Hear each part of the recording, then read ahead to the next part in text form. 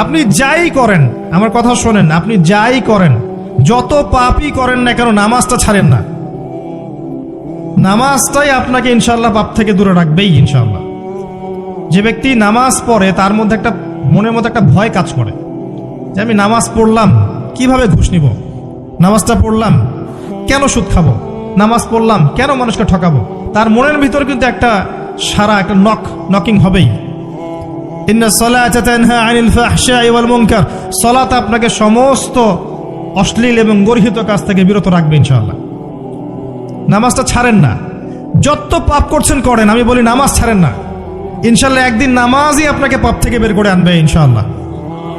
আর শয়তান আপনাকে হতাশ করতে চাইবে, শয়তান আপনাকে হতাশ করতে চাইবে যে তুই তো গার্লফ্রেন্ডের সাথে কথা বললি, রাতের বেলা পর্ন দেখলি, তুই তো ফ্রি মিক্সিং এ আছিস, তুই মাদক দ্রব্য খাচ্ছিস, তুই কাজে ফাঁকি মারিস, তুই ট্যাক্স আদায় করিস নাই, দুর্নীতি করছিস, তুই আবার নামাজ পড়বি কেন? শয়তান আপনাকে এগুলো বোঝাবে কিন্তু যে নামাজ তো আমার শোভা পায় না, আমি তো অনেক পাপী মানুষ।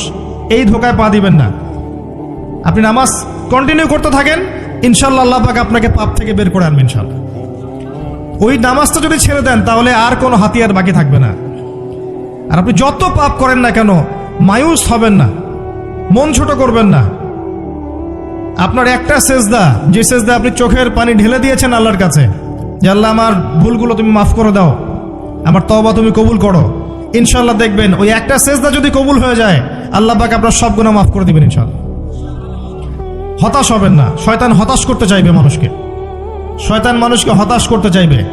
এমনকি আপনার যদি পাহাড়ের পরিমাণ ঋণ থাকে, ওই ঋণ শোধ করার ব্যবস্থা আল্লাহ পাক করে দিবেন ইনশাআল্লাহ। হতাশ হবেন না, নামাজ ছাড়েন না। আর আমি একটা কথা বারবার বলেছি, আবারও বলছি যে চলমান যে 3G 4G নামাজগুলো চলছে, এগুলো থেকে নিজেকে দূরে রাখবেন। সব এখন ডিজিটাল, নামাজও ডিজিটাল।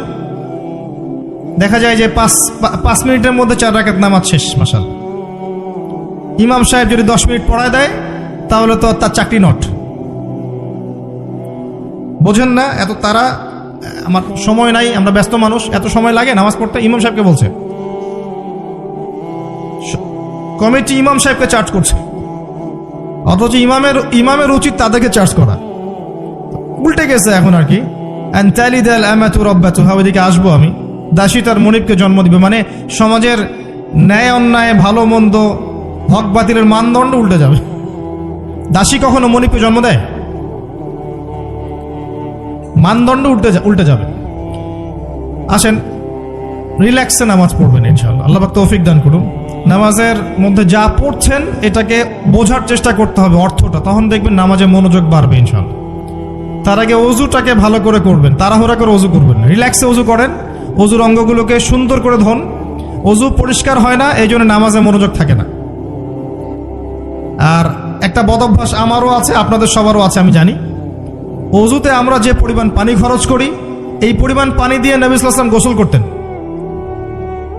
হ্যাঁ, আর আপনার মাথায় যত চুল আছে তার চেয়ে বেশি চুল ছিল নবী সাল্লাল্লাহু আলাইহি ওয়াসাল্লামের মাথায়।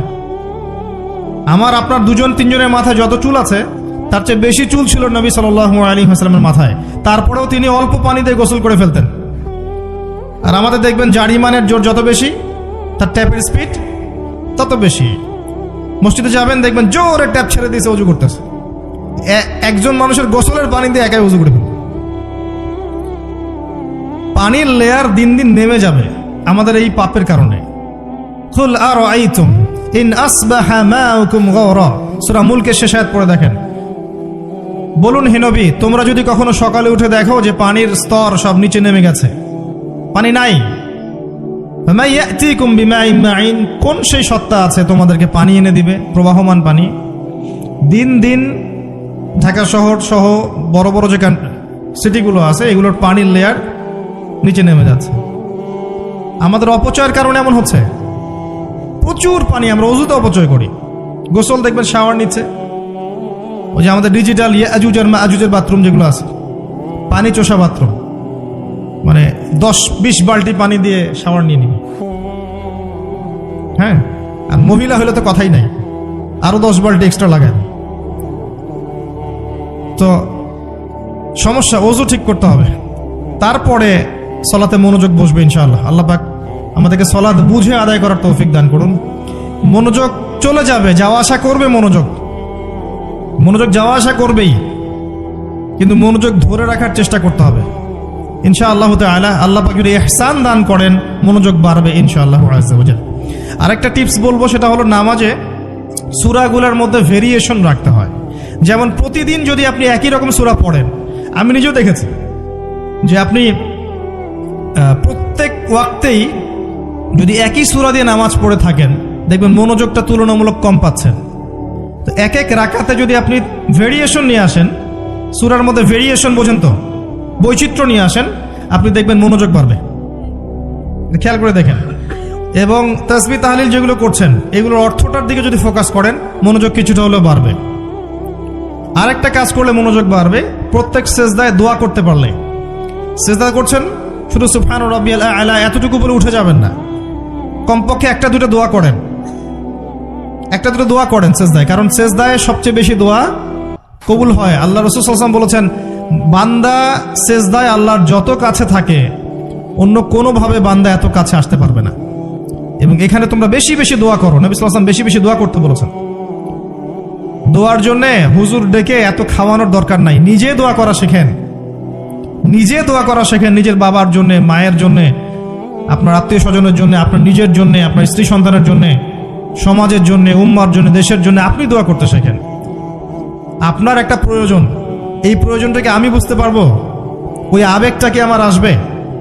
আপনার যেটা প্রয়োজন, আপনার আবেগ আপনার আসবে। আপনার সন্তান অসুস্থ, আমি কি বুঝবো সেই ফিলিংসটা কেমন? আপনি বুঝবেন সেই ফিলিংসটা কেমন। অতএব নিজে আল্লাহর সাথে সম্পর্ক করেন। আর আপনি নিজেকে এত ছোট কেন মনে করছেন? আপনিও আল্লাহর সেই বান্দা, যে বান্দা আমি, যে বান্দা আর 10 জন মানুষ। আল্লাহ পাক আপনাকেও ভালোবাসেন, আল্লাহ পাক অবশ্যই আপনাকে ভালোবাসেন। জীবনের দীর্ঘ সময় পর্যন্ত আপনি আল্লাহকে ডাকেন নাই, আল্লাহ আপনাকে ফেলে দেয় নাই। আল্লাহ আপনাকে খাওয়ান, এখনো পরান, বাঁচিয়ে রেখেছেন, আল্লাহ নিয়ামত দিয়েছেন। আল্লাহ আপনাকে ভালো না বাসলে এমনি করেন? আল্লাহ পাক অপেক্ষা করছেন কবে খালি আপনি আসবেন আল্লাহর কাছে, এসে বলবেন আস্তাগফিরুল্লাহ ওয়া আতুবু ইলাইহি। আল্লাহ পাক অপেক্ষা করে বসে আছেন আপনার জন্য। আপনি কোথায় যাচ্ছেন? ফাআইনা তাযহাবুন। আল্লাহ পাক বলেছেন ফাআইনা তাযহাবুন, কোথায় যাচ্ছ তোমরা? কোথায় যাচ্ছেন?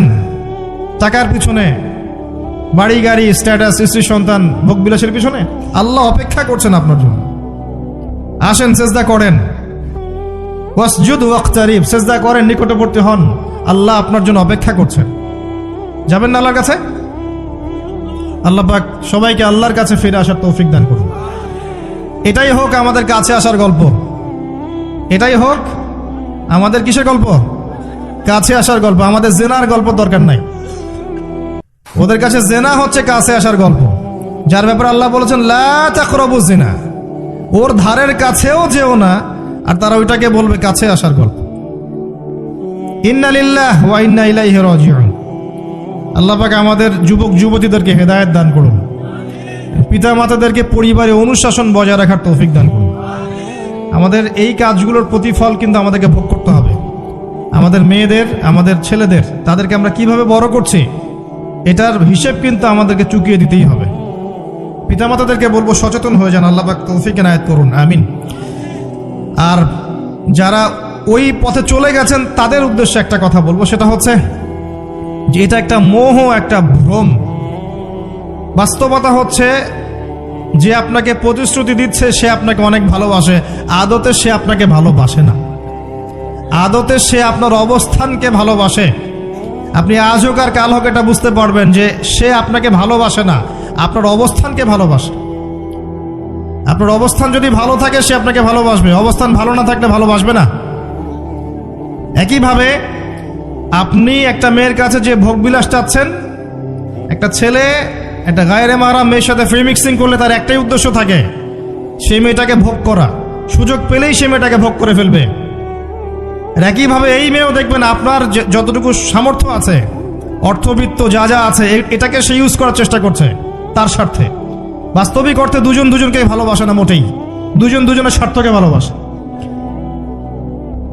ভালোবাসা আল্লাহর পক্ষ থেকে আসে।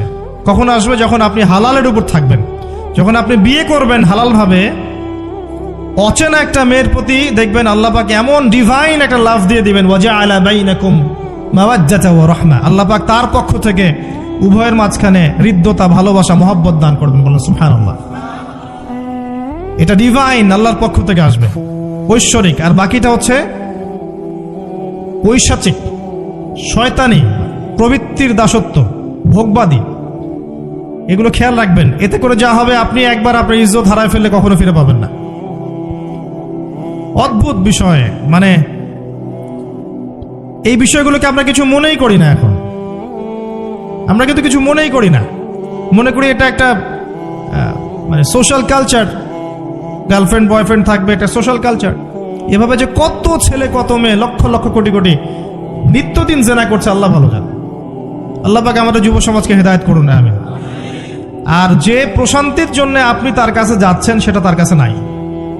প্রশান্তি আছে কোরআনের কাছে, প্রশান্তি আছে নবীর সুন্নায়, প্রশান্তি আছে আল্লাহর জন্য সেজদায়। তার আল্লাহর জন্য আল্লাহকে স্মরণ করে আপনি কাঁদবেন, প্রশান্তি পাবেন। আল্লাহর জন্য কিছু কাজ করবেন, তার দিনের কোনো খেদমত করবেন, প্রশান্তি পাবেন। আল্লাহর কোরআনের 10টা আয়াত মুখস্থ করেন, মনে এমন শান্তি আসবে যেটা আপনি কোথাও পাবেন না। আমি চ্যালেঞ্জ করে বলছি আপনাকে, আপনি আল্লাহর কিতাবের আজকে গিয়ে 5টা আয়াত মুখস্থ করেন, অর্থটা পড়বেন, কয়েকবার চর্চা করেন, মানুষকে শোনান, আপনি মনে এমন একটা প্রশান্তি পাবেন যেটা পৃথিবীর কোনো জায়গায় পাবেন না।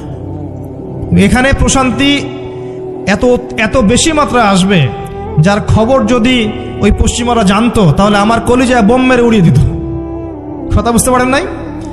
আল্লাহর পথে চললে যে প্রশান্তিটা পাওয়া যায়, এর খবর যদি ইসলামের শত্রুরা জানতো, তাহলে মুসলিমদের কলিজায় পারমাণবিক বোমা মারত। তারা জানে না কি প্রশান্তি এখানে পাওয়া যায়। আপনি যে প্রশান্তির জন্য এখানে যাচ্ছেন, এটা ওখানে নাই। কোরআনের কাছে আছে, সেজদায় আছে, নামাজে আছে, তাহাজ্জুদে আছে, আল্লাহর জিকিরে আছে। আর নেককার স্ত্রীর কাছে আপনি প্রশান্তি পাবেন। এটা আল্লাহ আপনাকে গিফট দিয়েছেন। আদম আলাইহিস সালামকে আল্লাহ পাক দিয়েছেন না? তার একাকী বোধ হচ্ছিল জান্নাতে, আল্লাহ পাক সঙ্গিনী সৃষ্টি করেছেন। এখানে আপনি প্রশান্তি পাবেন, বাকিগুলো প্রশান্তির উৎস নয়। পরে দেখা যাবে ওখানে ছাকা খেয়েছে, খেয়ে তারপরে মাদক সেবন করবে, তারপরে মিউজিকের কাছে যাবে, তারপরে দেখবেন যে পতিতালয়ে যাচ্ছে, তারপরে হয়তো গুন্ডামি করবে, জীবনটা উচ্ছৃঙ্খল হয়ে গেল। কেউ কেউ আত্মহত্যাও করবে, কারণ হচ্ছে ওই যে শুরুতে একটা মেয়ের সাথে প্রেম করে ছাকা খেয়েছে, ওখানে প্রশান্তি খুঁজেছে, শয়তান এদেরকে নিয়ে খেলেছে, এক পর্যায়ে দুজনের জীবন নষ্ট করে ফেলেছে। আদতে কি হলো? মুসলিম উম্মাহ থেকে 2টা নক্ষত্র ঝরে গেল।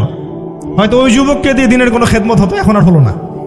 হয়তো ওই যুবক তার যৌবনকালটা ইবাদত করে কাটাতে পারতো, আরশের ছায়া ছায়া পেত, আর পেল না। শয়তান সাকসিড, শয়তান জিতে গেল।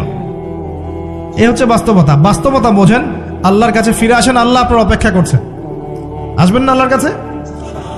এটাই হোক আল্লাহর কাছে আমাদের কাছে আসার গল্প। আল্লাহ পাক আমাদেরকে তৌফিক দান করুন, আল্লাহুম্মা আমিন। তো সুন্নতের কথা বলতে গিয়ে আসলাম। নবী সাল্লাল্লাহু আলাইহি ওয়াসাল্লামের সুন্নাহ আমরা যেন আমাদের সামগ্রিক জীবনে পালন করার চেষ্টা করি। আল্লাহ পাক চেষ্টাটা যেন কবুল করেন, আমিন।